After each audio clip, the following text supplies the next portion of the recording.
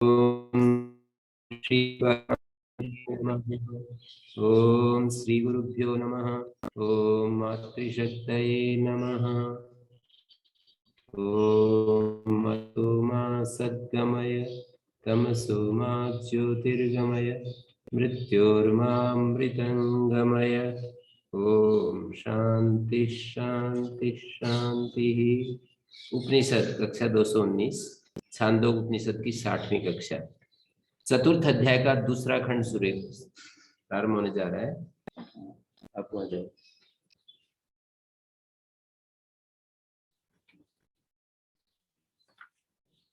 तो यहाँ दूसरे खंड में ये कह रहे हैं वायुर्वाव संसर्ग संवर्ग यदा वा अग्निरुद्वायति वायुमेवप्येति यदा सूर्यो अस्तमेति वायुमेवप्येति यदा चंद्रो अस्तमेति वायुमेवप्येति। वायु जो है अग्नि सूर्य चंद्र और आप है। तीसरा आप हाँ जी तीसरा खंड है जी। हाँ आपने दूसरा बोला तीसरा खंड है। हाँ तीसरा खंड, दूसरा खंड तो कल हो ही गया था। तीसरा खंड है, ठीक बोल रहे हैं। कल हमारे 2 खंड हो गए थे ना पूरे।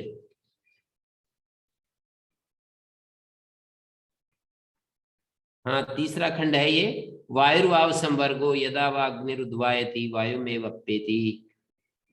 वायु संवर्ग है। वायु जो है हमारे गुरुजी की डायरी थी मेरे पास, उन्होंने एक जगह लिखा हुआ था श्रद्धा वाव संवर्ग। तो मैं पूरे वैदिक साहित्य को ढूंढने लगा कि ये वाक्य कहाँ का है। तो बाद में पता लगा कि श्रद्धावाव संवर्गा इस वायुर्वाव संवर्गा के पैरेलल उन्हीं का अपना बनाया हुआ वाक्य था। श्रद्धावाव संवर्गा ये तो कहीं पर इन्हीं शब्दावली में नहीं मिलता, उन्होंने अपना ये वाक्य बना लिया।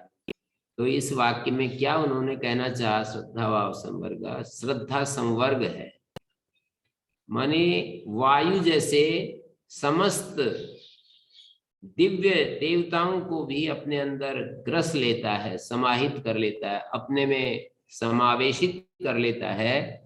ऐसे ही श्रद्धा तत्व ऐसा है जो सबको अपने अंदर समेट लेता है। संवर्ग का अर्थ होता है संवर्जनात् संग्रहणात् इति संवर्ग। सर्वस्य स्थिति काले स्वात्मनि धारणात्, अपने में जो धारण करता है उसको संवर्ग कहते हैं। तो वायुरे ध्येयत्वम न गुणस्य, ऐसा कोई कहे फिर तो वायु का ही ध्यान करना है, गुण का नहीं। वायु सर्वस्य अंतर्भावे ही कृताय दृष्टांतो भवति नान्यथा। जैसे कृत में सारे आ जाते हैं, कृत पाशे में कली द्वापर त्रेता ये सब आ जाते हैं। तो वायु सर्वस्य अंतर्भावे, वायु में जब सबका अंतर्भाव हो गया तो कृताय दृष्टांत सफल हो जाता है। सर्वांतर भावादि गुणोधेय, सबका अंतर भाव जिसमें हो जाता है ऐसे गुण वाले का ध्यान करना चाहिए। तो प्राणोभाव संवर्ग ये भी एक आगे आएगा। जैसे वायु संवर्ग ऐसे प्राण संवर्ग है। चक्षु प्राणम श्रोत्रम, प्राणम चक्षु, चक्षु जो है प्राण, प्राणम चक्षु प्राणम श्रोत्रम प्राणम मन प्राणो ही एतान सर्वान संवृत्ते। प्राण जो है चक्षु को ग्रस लेता है, प्राण श्रोत्र को ग्रस लेता है, प्राण मन को ग्रस लेता है, प्राण एतान सर्वान संवृत्ते, प्राण इन सब को अपने में समाहित कर लेता है। तो पहले समष्टि के स्तर पर वायु को पकड़ा, फिर व्यष्टि के स्तर पर माने अधिदैवत और अध्यात्म, 2 दृष्टियों से ये व्याख्यान कर रहे हैं। वायुर्वाव संवर्गो वायुर्बाह्यो वाव इति अवधारणार्थ। संवर्ग संवर्जनात् संग्रहणात् संग्रसनात् व संवर्ग। संवर्ग क्या है? संवर्जन के कारण संग्रहण के कारण, संग्रसन के कारण संवर्ग को संवर्ग कहते हैं। संवर्ग में संपूर्वक वृद्धि वर्जने धातु है। संवर्जनात्, संवर्ग और संवर्जनात् की व्याख्या संग्रहणात्, और संग्रहणात् की व्याख्या संग्रसनात्। यानी संवर्ग क्या है? जो संग्रहण करने वाला है, जो सबको ग्रसने वाला है, ग्रसने वाले तत्व को। तो इसके साथ श्रद्धा भाव संवर्गा को भी देखते चले। श्रद्धा सबको ग्रस करके रहता है। जितने जीवन के आवश्यक चीजें होती हैं उनको श्रद्धा अपने भीतर समेटे हुए होती है, सबको ग्रस लेती है। श्रद्धा होने पर सब कुछ हो जाता है, ऐसा उनका अभिप्राय। श्रद्धा होने से सब कुछ हो जाता है। वायु होने से सारे देवता उसमें समाहित हो जाते हैं। प्राण में भी सारे हमारे शरीर के चक्षु, श्रोत्र इत्यादि, वाक, चक्षु, श्रोत्र, मन इत्यादि प्राण में। प्राणो एतान संवृक्ते, प्राण जो है वो संवर्ग है। स पुरुषो यस्मिन काले स्वपति प्राणम एव वागप्येति। यहाँ प्राणम चक्षु, प्राणम द्वितीय एक वचन है, चक्षु प्रथमा एक वचन है। चक्षु प्राण को प्राप्त होती है, श्रोत्र प्राण को प्राप्त होता है, मन प्राण को प्राप्त होता है। वाक, चक्षु, श्रोत्र और मन, चार चीजें हैं।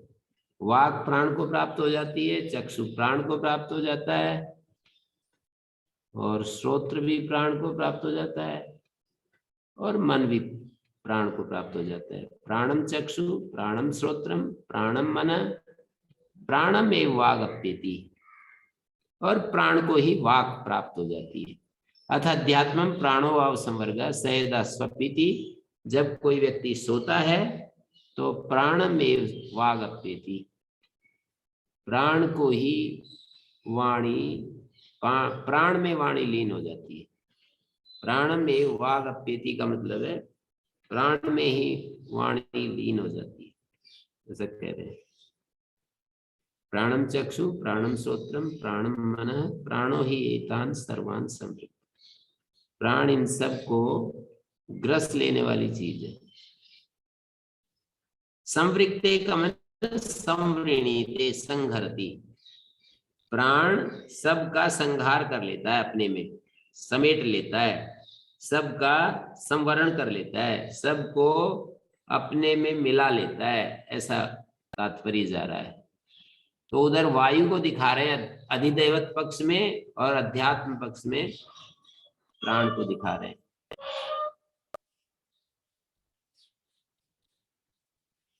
वायुर्बाह्यो वाविति अवधारण। संवर्ग, संवर्धना, संग्रहणा, संग्रसनात्। वक्ष्यमाणा अग्न्याद्या देवता, जो वक्ष्यमाण अग्नि आदि देवता है वे आत्मभावम आपादयति इत्यतः संवर्ग। वक्ष्यमाणा अग्नि, ये द्वितीय बहुवचन है। वक्ष्यमाणा अग्न्याद्या देवता आत्मभावम आपादयति, आत्मभावम आपादयति इत्यतः संवर्गः। वायु वक्ष्यमाण जो अग्न्यादि देवताओं को अपने में मिला लेता है। वायु वक्ष्यमाण कौन है? अग्नि, सूर्य, चंद्र और जल, ये चार है। अग्नि, सूर्य, चंद्र और जल, ये वक्ष्यमाण जो देवता हैं, ये देवता अपने में लीन कर लेते हैं। अग्नि, सूर्य, चंद्र, आपः, ये अपने में लीन कर लेते हैं। वक्ष्यमाणा अग्न्याद्या देवता आत्मभावम आपादयति इत्यतः संवर्ग। वायु संवर्ग, वायु को संवर्ग कह रहे हैं क्योंकि वो अग्नि, सूर्य, चंद्र और आपः को अपने में लीन कर लेता है। संवर्धनाख्यो गुणो ध्येयो वायुवत्, तो संवर्जन रूप गुण का ध्यान करना है वायु की तरह। वायु में जैसे संवर्जन गुण है, ऐसे ही संवर्जन आख्य जो गुण है वो ध्यान करना है। कृताय अंतर्भाव दृष्टांतात्, जैसे कृताय जैसे कि कृत नाम का अय जो पासा होता है वो अपने से अवर त्रेता द्वापर कली को अपने में अंतर्भूत कर लेता है। तो इसी तरह से जो बड़ा गुण होता है वो छोटे को अपने में समाहित कर लेता है। तो ज्ञान जैसे आत्म ज्ञान कर्म से प्राप्त होने वाले फल को अपने में समाहित कर लेता है। जैसे 1,00,000 रुपए अपने में 50,000 को लीन किए हुए रहते हैं। 1,00,000 जो है 1 करोड़ 1,00,000 को अपने में लीन कर लेता है, अपने में समाहित किया हुआ होता है। कथम संवर्गत्वम वायु, वायु का संवर्गत्व कैसे बताया जाए। यदा अस्मिन् काले माने जिस समय अग्निरुद्वायति, अग्नि जब बुझ जाती है, उद्वासनम प्राप्नोति उपसाम्यति, अग्नि जब शांत हो जाती है, तदा असो अग्निर वायुमेव अप्येति, अग्नि जो है वायु में लीन हो जाती है। ये ऐसा भाष्यकार कह रहे हैं, मानी श्रुति कह रही है, श्रुति ऐसा कह रही है कि वायु बुझती है, नहीं अग्नि शांत होती है तो कहाँ लीन होती है, तो बोल रहे हैं कि वायु में लीन होती है। कैसे। अग्निर्वायु में वप्येति, वायु स्वाभाव्यम अभिगच्छति, वायु के स्वभाव को प्राप्त हो जाती है। तथा और ऐसे ही सूर्य जब अस्त होता है तो वायु में वप्येति, और चंद्र अस्त होता है तो वायु में वप्येति। और इसी तरह आप है के बारे में भी, आप में भी वही बात कह रहे हैं। तो प्रश्न किया भाष्यकार ने, ननु कथम सूर्य चंद्रमसो स्वरूप अवस्थित वायु अभिगमनम, सूर्य चंद्र तो अपने स्वरूप में रहते हैं, इनका वायु में अभिगमन कैसे कह रहे हो। स्वरूपावस्थित वायु अभिगमनम नैष दोष। अस्तम क्या है, अस्त मने अदर्शन प्राप्तेर वायु निमित्तत्वात्। कथम सूर्य चंद्रमसो स्वरूपावस्थितयोर वायु अभिगमनम, वायु में अभिगमन कैसे हो गया। तो कहते हैं नहीं, अस्तमने दर्शन प्राप्ते वायु निमित्तत्वात्। अस्तमने सती माने अस्त होने पर, सूर्य आदि जब अस्त होते हैं, भाष्यकार ने शब्द प्रयोग किया अस्तमने। अस्तमन का अर्थ होता है अस्त होने पर, सूर्य आदि के अस्त होने पर जब वो अदृश्य हो जाते हैं सूर्य आदि, तो वायु अधीनत्म, वो वायु के अधीन हो जाते हैं, ऐसा समझना चाहिए। अदर्शन प्राप्ते वायु निमित्तत्वात्, वायु के निमित्त से ही वो अदर्शन अदृश्य होते हैं। वायुना ही अस्तम नियते सूर्यः चलनस्य वायु कार्यत्वात्, वायुना अस्तम नियते सूर्य, वायु के द्वारा सूर्य अस्त को प्राप्त करा दिया जाता है। जो चलन है वो वायु कार्य है। अथवा प्रलय सूर्य चंद्रमसो स्वरूप भ्रंशे तेजो रूपे वायु एव अभिगमनम स्यात्, या फिर प्रलय अवस्था जब आती है तो सूर्य और चंद्रमा अपने स्वरूप से जब भ्रंश होते हैं तो तेजो रूपयो वायु एव अभिगमनम स्यात्, तेज रूप वाले वायु में ही अपगमन होता है। तथा यदा आप उत्सुष्यन्ति, जब जल सूखते हैं तो उच्छोषम आपनुवन्ति, जब शोष को प्राप्त होते हैं, तथा वायु में वपियन्ति, तब वो वायु में लीन होते हैं। वायुर्हि यस्मादेव एतान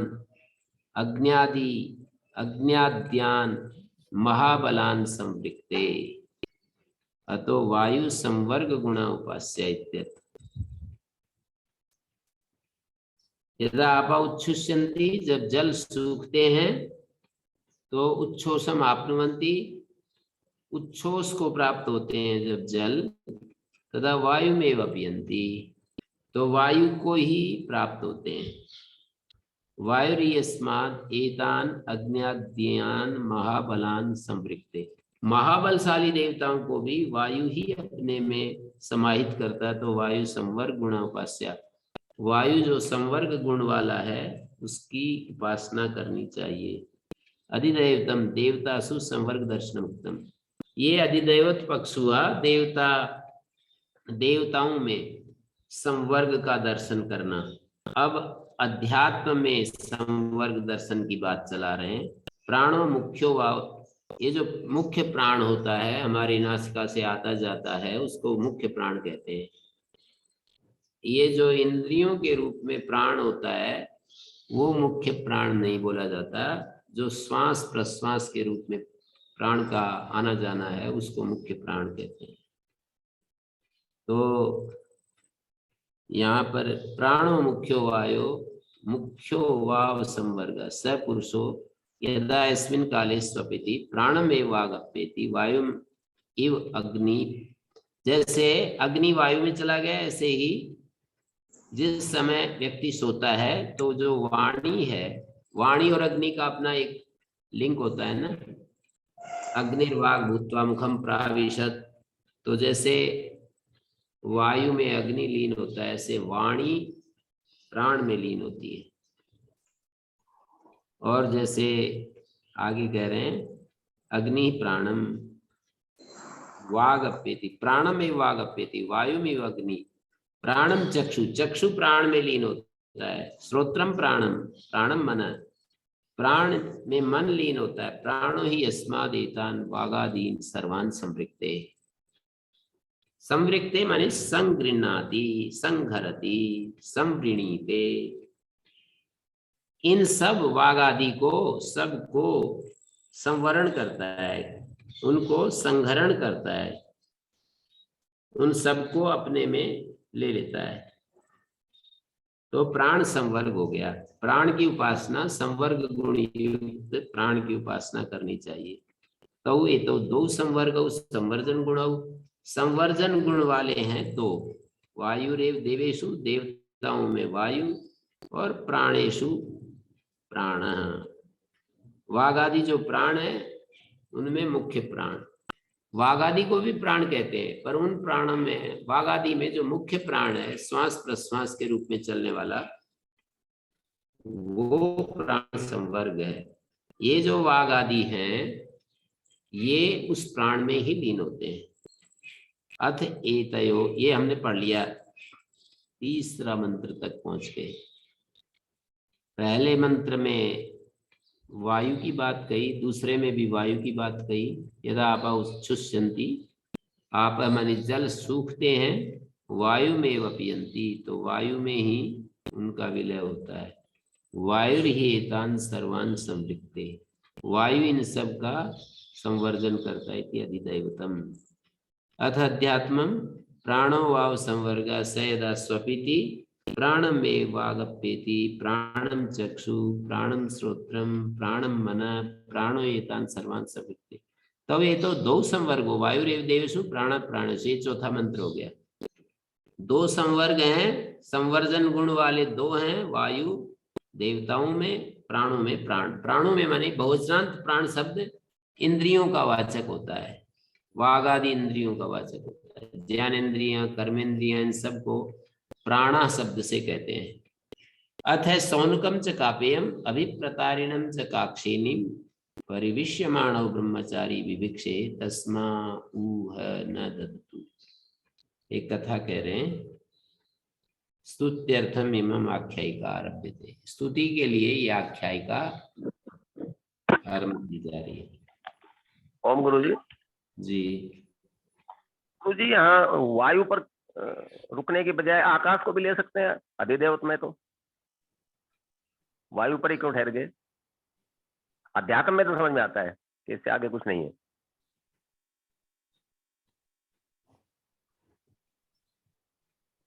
श्रुति कह रही है तो ऐसे ही करना पड़ेगा। वायु में दिखा रही है, सबका विलोप दिखा रही है, सबका संहरण दिखा रही है। जी आगे एक वो दिखा रहे हैं सौनकम माने सुनकस्य अपत्यम सौनकम और कपिगोत्रम कापेयम अभिप्रतारिणम नामतः। नाम से कापेयम अभिप्रतारी नाम है उसका। सुनक का अपत्य सोनक और कपि का अपत्य कापेय। कपिगोत्रम अभिप्रतारिणम च काक्षेनिम अभिप्रतारिण नाम है और कक्षेन का अपत्य है, दो हैं ये। परिविश्यमाणो ब्रह्मचारी विभिक्षे, ये दो परोस रहे थे, उनसे ब्रह्मचारी ने भिक्षा मांगी। तस्माउ न ददतु, उन दोनों ने भिक्षा नहीं दी। कि ब्रह्मचारी क्या बोलता है, टेस्ट उनको परीक्षा कर रहे हैं, टेस्ट ले रहे हैं। माने सौनक, सुनक का पत्य शौनक है, सौनकम कापेयम द्वितीय विभक्ति है।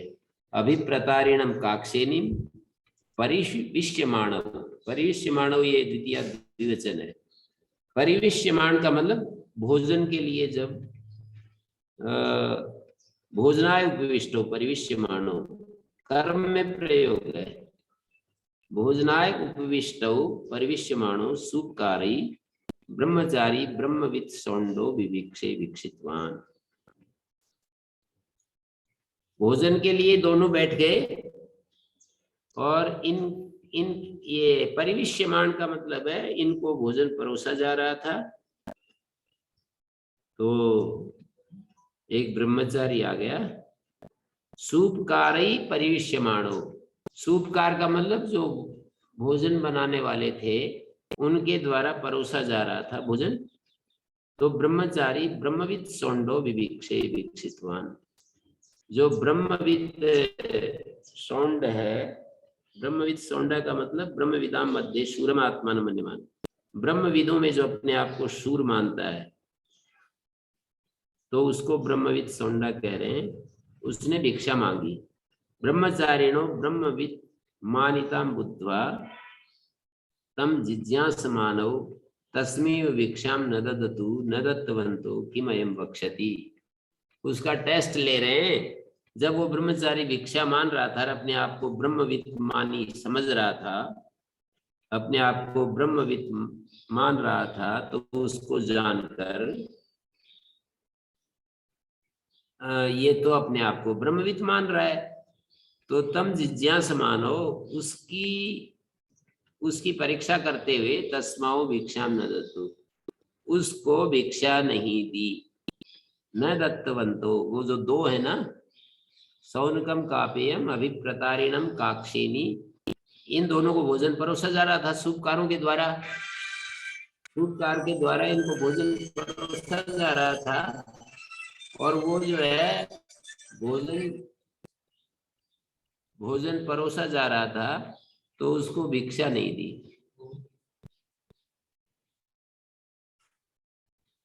ये लो ये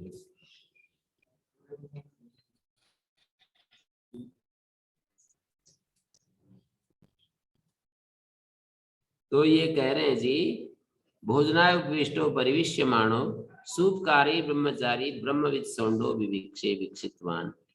ये सौंड शब्द जो होता है ना, अपने आप को ब्रह्मविद मानने वाले को यहाँ पर सौंड शब्द से कह दिया है, मानी अपने को ब्रह्म ज्ञानी मान रहा है। जो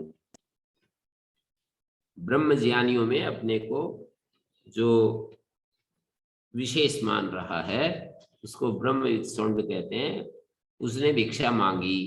ब्रह्मचारिणो ब्रह्मविद मानिताम बुद्ध्वा, उसको ब्रह्म मानिता जान करके तम जिज्ञास मानो, उसकी परीक्षा लेते हुए, जानने की इच्छा करते हुए, तस्म भिक्षाम न दत्तु, ये दोनों ने भिक्षा नहीं दी। किमयं वक्ष्यति, देखते हैं क्या जवाब देता है। स होवाच, अब वो ब्रह्मचारी बोला, महात्मनस चतुरो देव एका कैसे जगार। ब्रह्मचारी चार महात्माओं को, स होवाच, ब्रह्मचारी बोला, चार अधिदैवत महात्मा है और चार अध्यात्म महात्मा है। चार अधिदैवत महात्मा कौन है? अग्नि, सूर्य, चंद्रमा और आप है। और अध्यात्म में चार महात्मा कौन है? वाक, चक्षु, श्रोत्र और मन। तो पूछता है महात्मनस चतुरो, द्वितीय बहुवचन है ये, चार महात्माओं को कौन अकेला देव जो है निगल जाता है? भुवनस्य गोपा, प्रजापति जो है भुवन का जो गोपा है, तम कापे नाभि पश्यन्ति मर्त्या, हे कापे लोग उसको नहीं देखते हैं। कम तम प्रजापतिम, मैं इसको भाष्य को पढ़ता हूँ। सहोवाच ब्रह्मचारी महात्मनस चतुराय द्वितीय भोजनम देव एको अग्न्यादीन वायुर वागादीन प्राण। कौन एक देव है जो अग्न्यादि को तो वायु और वाग आदि को प्राण, कैसे प्रजापति जगार ग्रसितवान, वो कौन है? कह स प्रजापति जगार ग्रसितवान, वो कौन है जिसने इसको निगल लिया। कह से जगार इति प्रश्न में के, एक प्रश्न हो गया। भुवनस्य भवन्ति अस्मिन् भूतानि इति भुवनम भूरादि, भू भुवस्व जो तीन लोक हैं जिसमें होते हैं सर्वोलोका, सारे लोक आ गए। तस्य गोपा गोपायिता रक्षिता गुप्ता, भुवनस्य गोपा प्रजापति होता है। कम तम कम प्रजापतिम, उस प्रजापति को हे कापे नाभिपश्यन्ति न जानन्ति मर्त्या, वर्ण धर्मा लोग, अविवेकी लोग उस प्रजापति को नहीं देखते हैं। हे अभिप्रतारिन, वो दो है ना, एक कापे है और एक अभिप्रतारिन है। ये पीछे दिया ना, सोनकम च कापेयम अभिप्रतारिणम च काक्षेनिम। हे अभिप्रतारिन बहुधा अध्यात्म अधिदैवतादिभूत प्रकारेर वसंतम, वो एक ऐसा है अध्यात्म के रूप में, अधिदैवत रूप में, अधिभूत, इन सब प्रकारों में जो रह रहा है। बहुधा वसंतम, मूल में यह है, हे अभिप्रतारिन बहुधा वसंतम, बहुत रूपों में जो वास कर रहा है, अध्यात्म के रूप में, अधिदैवत रूप में और अधिभूत रूप में। यस्मै वा एतत् अहनि अहनि अन्नम अदनाय आर्यते संस्कृते तस्मै प्रजापतये तदन्नम न दत्तम। अब वो कह रहे हैं यस्मै एतद अन्नम तस्मै एतद न दत्तम, यस्मै एतद अहनि अहनि अन्नम अदनाय आर्यते, जिसके लिए एतद, ये जो अहनि अहनि प्रत्येक दिन, अन्नम अदनाय, अन्न जो है खाने के लिए आहित किया जाता है। अहनि अहनि प्रत्येक दिन, अहनि अहनि का मतलब प्रत्येक दिन, एतद अन्नम अदनाय आर्यते, भक्षण के लिए लाया जाता है, संस्कृत किया जाता है, उसको पकाया जाता है। तस्मै प्रजापतये, उस प्रजापति के लिए तद अन्नम न दत्तम, उस प्रजापति को आपने अन्न नहीं दिया। भिक्षा मांगी थी कि क्या बोलता है, उसने ये बात बोली। ब्रह्मचारी ये बोल रहा है कि चार महात्माओं का कौन है एक देव जो निकल जाता है, जो भुवन का गोपा है, प्रजापति के नाम से भुवन की जो रक्षा कर रहा है।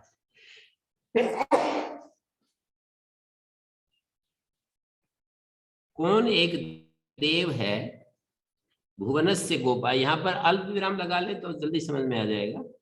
स का मतलब ब्रह्मचारी है, जगार पर अल्प विराम, भुवनस्य गोपा पर अल्प विराम, तम न कापे नाभि पश्यन्ति मर्त्य अल्प विराम, अभिप्रतारिन बहुधा वसंतम अल्प विराम, यस्मै वा एतद् अन्नम तस्मै एतद् न दत्तम इति, ऐसा मंत्र है। और फिर ये 7वें मंत्र में भी मैं थोड़ा सा चिन्हित करवाता हूं। तदु है सोन का कापेय प्रतिमन्वान प्रत्ययाय ब्रह्मचारिणो वचनम, ब्रह्मचारी का जो वचन है, सोनक जो कापेय है, प्रतिमन्वाना मन से विचार करता हुआ, ब्रह्मचारिण प्रत्यय, ब्रह्मचारी के पास आया क्योंकि भाई मामला कुछ गंभीर है। आत्मा अल्प विराम देवानाम जनिता, ये दोनों के साथ जुड़ रहा है। अग्न्यादि नाम देवानाम जनिता, प्रजानाम वागादीनाम जनिता, देवानाम जनिता और इधर प्रजानाम जनिता, जनिता दोनों के साथ जुड़ रहा है। देवानाम शब्द से अग्न्यादि नाम ले रहे हैं और प्रजानाम शब्द से वागादि नाम, वागादि जो चार है, वाक चक्षु श्रोत्र मन, और देवानाम से अग्नि सूर्य चंद्र और आप है। हिरण्य दंष्ट्रो अल्प विराम बभसो अल्पविराम अनसूरी अल्पविराम महान्तमस्य महिमानमाहु अल्पविराम अनद्यमानो यदन्नमत्तीति वै अल्पविराम वयं ब्रह्मचारिन् नेदमुपास्महे। ब्रह्मचारिन एक न और संधि कार्य से आ गया है। वयम ब्रह्मचारिन नेदम उपास्महे दत्तास्मै भिक्षामिति। इसके लिए भिक्षा दे दो, दत्तास्मै भिक्षामिति। न इदम नेदम उपास्महे।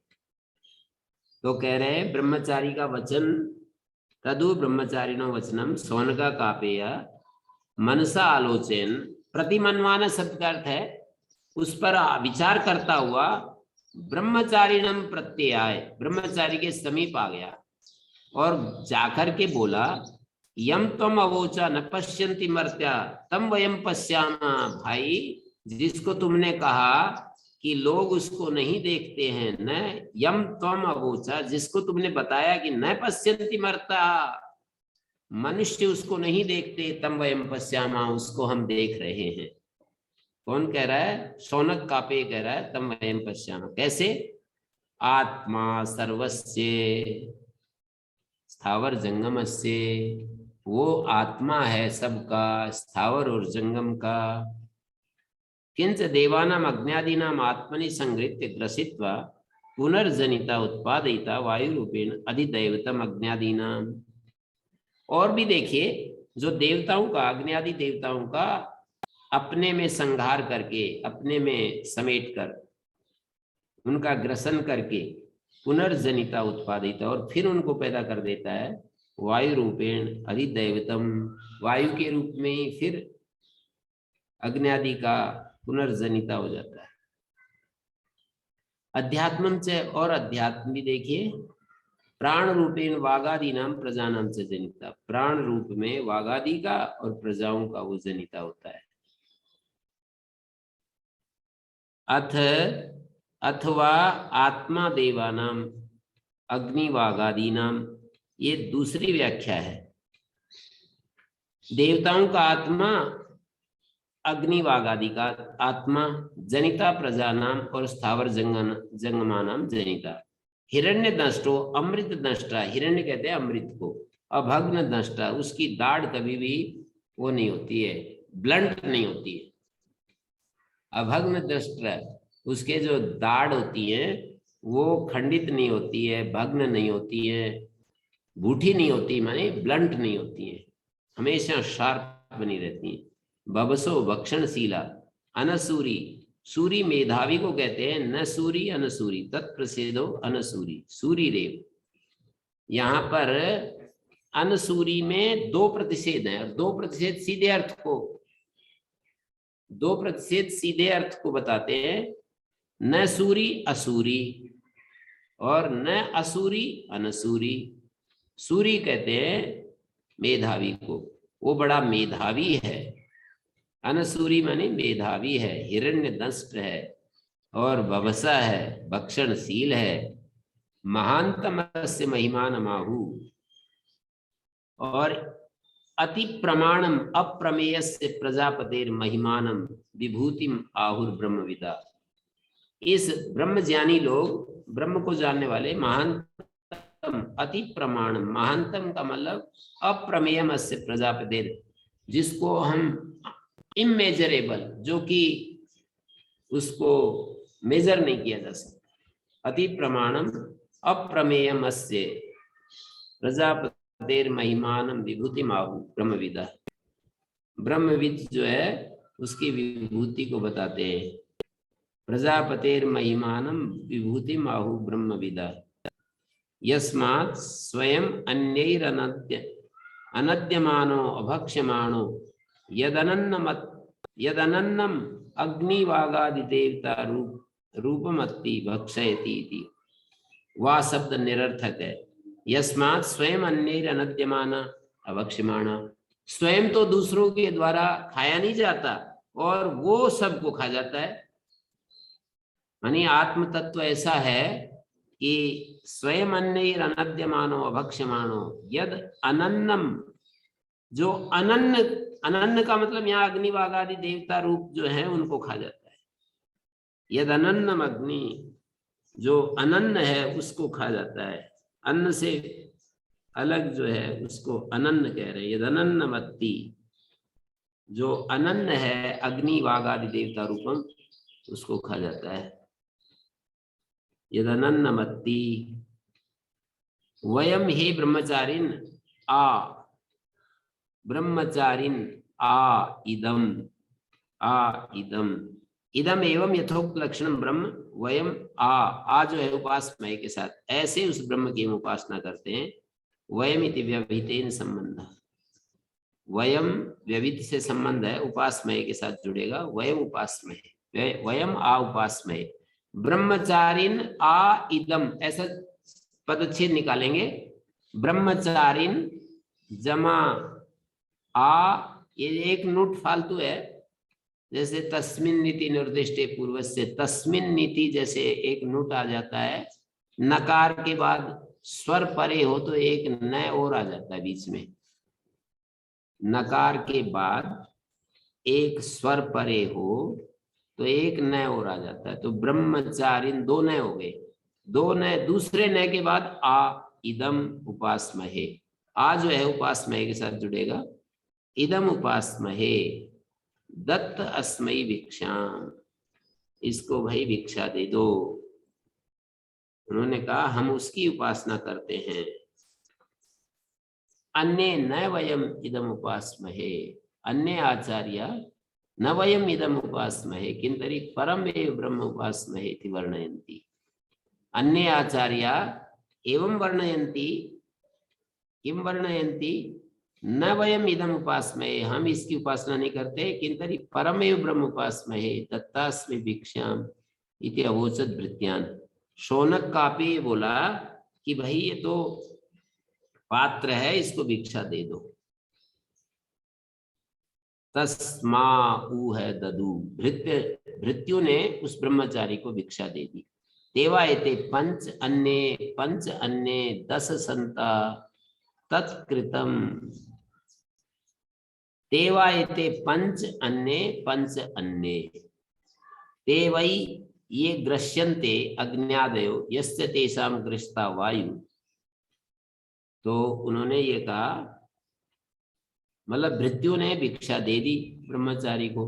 अब आगे कह रहे तेवा एते पंच, ते वही ये ग्रस्यन्ते अग्न्यादयो, जो ग्रसित, जो अग्नादि ग्रस लिए जाते हैं, ते वही ये ग्रस्यन्ते अग्न्यादयो यस्य तेषां ग्रसिता वायु, और उनका ग्रसन करने वाला जो वायु है, 5 हो गए ना, अग्नि, सूर्य, चंद्रमा, आप है, इनका ग्रसन किया जाता है और वायु ग्रसिता है, 5 हो गए। ते वही ये ग्रस्यन्ते अग्नादयो यस्य तेषां ग्रसिता वायु पंच अन्य वागादिभ्य, ये 5 हो गए, वागादि से अन्य हो गए, वाग, चक्षु, श्रोत्र, मन और प्राण, इन वागादि से ये अलग हो गए, मानी अधिदैवत पक्ष में। पंच अन्य वागादि रूप वागादिभ्य तथा अन्य तेभ्य, और अग्न्यादि से ये 5 अलग हो गए, अध्यात्म वाले, पंच अध्यात्म वागादय प्राणस्य। उस तरफ से देखें तो ये उनसे अलग है, और इनको पकड़ के अधिदेवता, अधिदैवत से 5 अलग देखे तो वो प्राणादि 5 हो गए। पंच अन्य 10 संता, इस तरह से ये कुल मिलाकर 10 हो गए। पंच अन्य 10 संता तत्कृतम, तत्कृतम वह कृत है, कृत नामक, ते सर्वे 10 भवन्ति संख्या 10 संता तत्कृतम भवति, उसी का नाम कृत हो गया, वह कृत हो गया। ते चतुरंका एकाय एवं चत्वार त्रिअंकाय एवं त्रयो अपरे द्व्यंकाय एवं 2 अन्यो एकांकाय एवं एको अन्य इत्येवं 10 संता, ये भी 10 हो गए। चतुरंक एक हो गया, एक पासा हो गया 4 अंक वाला, तो ये 4 हो गए। चतुरंक की वैल्यू, एक पासे की वैल्यू 4, और त्र्यंका एवं त्रयो अपरे तीन त्रिअंकाय तो 4 3 7, द्विअंकाय 7 और 2 9, और एकांकाय ये 10 हो गए। द्व्यंकाय एवं 2 अन्यो, द्व्यंकाय एवं 2 अन्यो, एकांकाय एवं एको अन्य इत्येवं 10 संत तत्कृतम, ये भी कृत हो गया। तत्कृतम मानी इसका अतिरिक्त हो गया, तत्कृतम उसका अतिरिक्त बता दिया। यत एवं तस्मात् सर्वासु दिक्षु 10सु अपि, सारी दिशाओं में 10 दिशाएं होती हैं, उन 10 दिशाओं में अग्न्याद्या वागाद्याश्च 10 संख्या सामान्यात् अन्नमेव 10 विराट, 10 अक्षर वाली विराट, और 10 अक्षर वाला विराट होता है और विराट होता है, ऐसा श्रुतिया तो अन्नम एवं 10 संख्यत्वात्, 10 संख्या वाला होने से वो अन्न हो गया। तस्मात् सर्वासु दिक्षु अन्नम एवं 10 कृतम, अन्न ही ये 10 नाम से कृत बन गया। और आगे सा ऐसा विराट अनादि, ये ततएव 10 कृतम, कृते अंतर्भावात् चतुरायत्वेन इति अवोचाम, चतुरयत्वेन चतुरंकायत्वेन, या तो ये चतुरायत्वेन को हम ऐसे पढ़े चतुरयत्वेन या चतुरंकायत्वेन, इसको ऐसा पढ़ना चाहिए, चतुरंकायत्वेन या चतुरयत्वेन। 10 कृतम, कृतम 10 अंतर्गत आ जाते हैं। अन्नमेव 10 कृतम, ये अन्न ही 10 संख्या सामान्य से कृत कहलाएगा। ततएव 10 कृतम, कृते अंतर्भावात् चतुरयत्वेन, इसका पाठ या तो चतुरयत्वेन या चतुरांकायत्वेन। सहसा विराट 10 संख्या सती अन्नम च कृतत्वे, ये जो विराट है 10 संख्या है, ये अन्न होती हुई अन्नम च अन्नादि अन्नादिनी च कृतत्वे, अन्नादि दीर्घिकार पदच्छेद निकलेगा, इको इणची हो रहा है, अनाद्य अन्नादिनी च कृतत्वे, कृते ही 10 संख्या अंतर्भूता, कृत जो पास बताया था वो 10 संख्या वाला हो गया, कृते ही 10 संख्या अंतर्भूता, अतो अन्नम अन्नादिनी च सा माने विराट, अन्न और अन्नादिनी हो गया विराट, तथा विद्वान 10 देवतात्मभूता, जो साधक है वो 10 देवताओं का आत्मभूत होता हुआ विराट पेन 10 संख्या अन्नम, वो जो साधक है वो 10 संख्या से अन्न हो गया और कृत संख्या से अन्नादि हो गया। विद्वान जो है 10 संख्या से तो अन्न हो गया और कृत संख्या से अन्नादि हो गया। तया अन्न अन्नादिन्या इदम सर्वम जगत, उस अन्न और अन्नादिनी से ये सारा का सारा जगत चल रहा है। 10 दिक् संस्थम दृष्टम, 10 दिशाओं में फैला हुआ देखा गया। कृत संख्या भूतया उपलब्धम, कृत संख्या भूतया उपलब्धम, एवं विदोस्य सर्वम कृत संख्या भूतस्य, ये जो कृत संख्या भूत इसका 10 दिक् संबद्धम दृष्टम उपलब्धम भवति, 10 दिशाओं से संबद्ध देखा गया उपलब्ध होता है। किंच अन्नादश्च, दीप्त अग्नि वाला होता है यह, एवं वेद यथोक्तदर्शी, उपासन समाप्ति के लिए ये यहाँ पर इसका प्रयोग किया है 2 बार, या एवं वेद, या एवं वेद। हाँ जी, इसमें कुछ प्रश्न है तो आप उठाइए, फिर विचार करेंगे एक बार इसको, आप बोलिए। गुरु जी, जो ये यजुर्वेद के 31वें अध्याय का जो पहला मंत्र है सहस्त्र शीर्षा पुरुष, यहाँ भी दशांगुलम शब्द आता है। जी। तो ये दशांग से तुलना की जा सकती है, जो ये 10 पासे में सब कुछ बता दिया। हाँ, वहां तो इसको लिया है उन्होंने, सहस्त्र शीर्षा पुरुषा सहस्राक्षा सहस्रपाद भूमि सर्वतः स्थित्वा अत्यतिष्ठत् दशांगुल। दशांगुल का अतिक्रमण के वो अतिक्रमण करके ठहरा हुआ है। 10 अंगुलियों पर जो ये पुरुष है ना, इसका अतिक्रमण इतना ही नहीं है वो कि 10 इसका अतिक्रमण करके ठहरा हुआ है। स सर्वतः सर्वतो स्पृत्वा, सबको व्याप्त करके अत्यतिष्ठत् दशांगुलम, इस दशांगुल का अतिक्रमण करके ठहरा हुआ है। दशांगुल माने 10 अंगुलियों पर टिका हुआ है जो पुरुष है, इसका अतिक्रमण करके ठहरा हुआ है। इसलिए गुरुजी पूछा था कि यहाँ भी एक ये शब्द आ रहा है दशाक्षरा विराट। हाँ, तो दशाक्षरा विराट, तो ये विराट अन्नम 10 अक्षर वाली, वैसे विराट जो छंद होता है ना उसमें 10 अक्षर होते हैं, ये कह रहे हैं।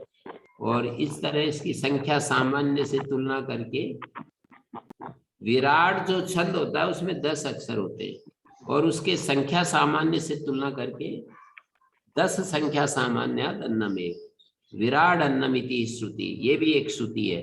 दशाक्षरा विराट, यहाँ अल्पविराम होना चाहिए, विराट अन्नम, और विराट अन्न होता है। दशाक्षरा विराट, यहाँ अल्पविराम, विराट अन्नमिति श्रुति।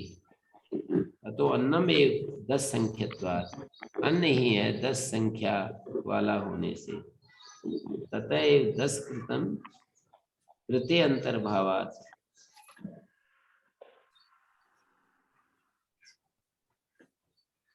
ये यहां से जो बात चली कि 2 व्यक्ति भोजन कर रहे थे, सूपकार बोलते हैं। सूपकार का मतलब जो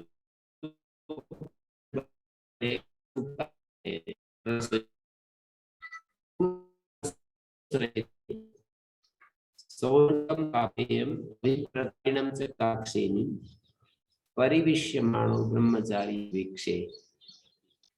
उनसे, ये जो भिक्ष के योग में द्वितीया होती है, पंचमी होनी चाहिए थी और द्वितीया होती है। उनसे बोल रहे हैं ना, उन्होंने उनसे भिक्षा मांगी, मतलब इनकी थाली में आ गया था, सूपकारों ने परोस दिया था, तो इन दोनों से, सोनक कापे और अभिप्रतारिण काक्षेनी, इन दोनों से ब्रह्मचारी ने भिक्षा मांगी कि भाई मेरे को भी दे दो थोड़ा सा। तस्मा ऊ है न ददतु,